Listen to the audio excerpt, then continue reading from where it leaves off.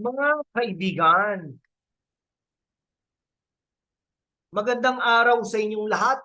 Ako ang inyong gabay sa katotohanan, ang lalaking hindi natatakot magsabi ng totoo kahit na magdilim ang langit. Dahil sa Pasig, ang liwanag ng katotohanan ay hindi kailanman maglalaho. Ngayon, pag-usapan natin ang mainit na balita na bumulabog sa politika ng Pasig City. Si Mayor Vico Soto, ang batang alkalde na hinintay natin laban kay Sara Diskaya, ang mayoral aspirant na may British passport. Ano ba ito, mga kaibigan? Pasaporte ba ang labanan o prinsipyo? Tara, sumisid tayo sa kwento na ito. Ilang minutong mga katotohanan, talino at konting haplos ng katatawanan. Pero bago yan, i-hit nyo na yan ng subscribe button at i-ring ang bell icon para hindi kayo maligaw sa landas ng impormasyon. At huwag kalimutan mga kaibigan, sa dulo ng video na ito, may sorpresa kaming tanong para sa inyo. Kaya abangan yan. Pero bago po yan, magkape muna po tayo.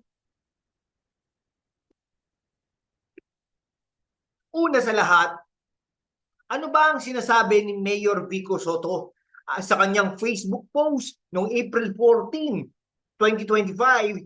Ibinunyag niya na si Sara Diskaya, ang kanyang katunggali sa 2025 mayoral race, ay di umano'y gumamit ng British passport ngayon taong pa lang, 2025.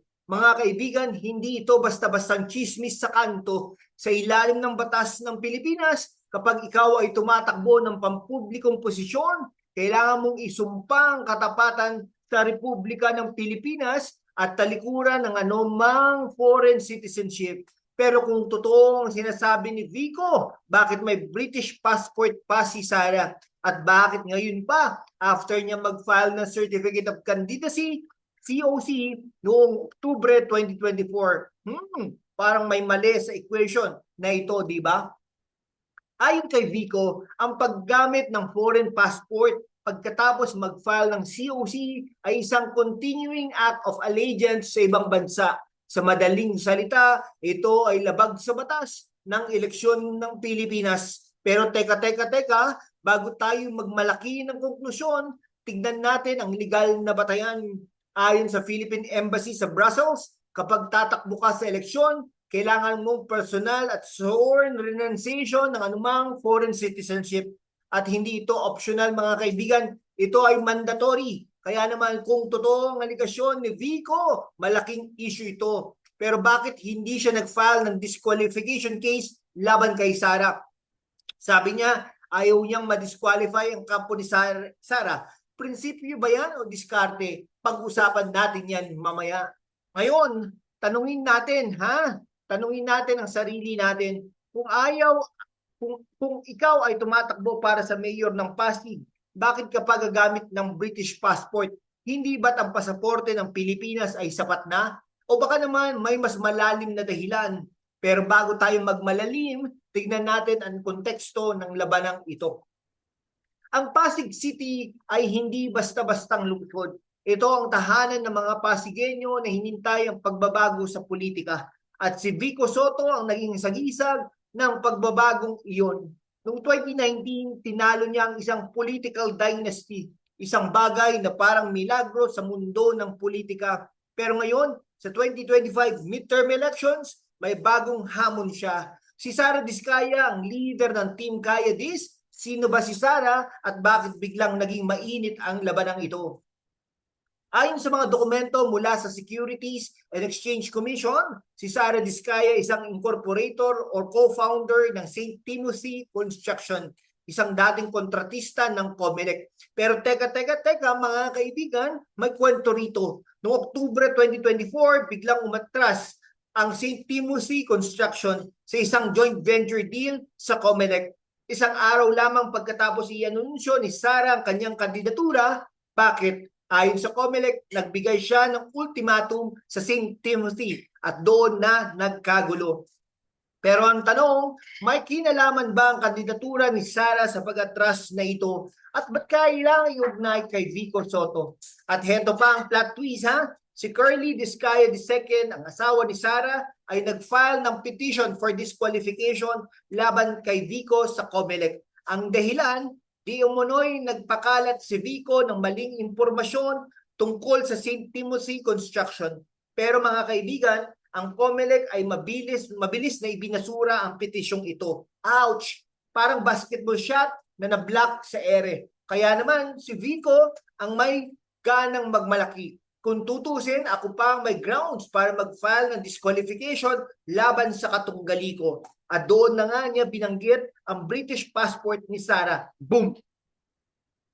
Pero teka mga kaibigan, hindi ba't parang teleserye ito? May pasaporte, may petisyon, may kontratista. Kulang na lang ang dramatic confrontation sa harap ng Pasig City Hall. Kaya naman pag-ibayuhin natin ang pagsisiyasat. Ngayon, pag-usapan natin ang mas malalim na aspeto ng isyong ito. Sa ilalim na saligang batas ng Pilipinas, ang mga tumatakbo sa pampublikong posisyon ay kailangan maging 100% loyal sa Republika ng Pilipinas. Ang paggamit ng foreign passport pagkatapos mag-file ng COC ay itinuturing na act of allegiance sa ibang bansa. Magkaping muna po tayo at tayo ay nabubulol. At ito ay maaaring maging dahilan ng diskwalifikasyon. Pero bakit mahalaga ito? Dahil ang isang kandidato ay hindi lamang nangako ng serbisyo. Nangako rin siya ng katapatan ng bayan. Kung totoo ang aligasyon ni Mayor Vico Soto, ang paggamit ni Sara Discaya ng British passport noong 2025 ay isang seryosong paglabag.